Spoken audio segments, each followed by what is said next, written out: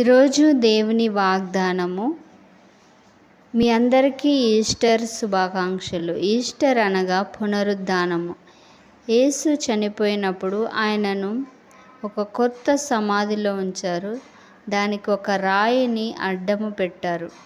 అయితే ఒక దేవదూతలు వచ్చి ఆ రాయిని తొలగించగా క్రీస్తు సజీవుడై 3వ దినమున బయటికి వచ్చాడు. ఆయన ఇక్కడ లేడు, ఆయన లేచి ఉన్నాడు. ఆయన చెప్పినట్లుగానే ఆయన సజీవుడిగా లేచి ఉన్నాడు. ఈ లోకంలో ఎవరి సమాధి అయినా ఖాళీగా ఉందంటే అది ప్రభు సమాధి మాత్రమే. ఆయన సజీవుడిగా పరలోకమునకు ఎత్తబడ్డాడు.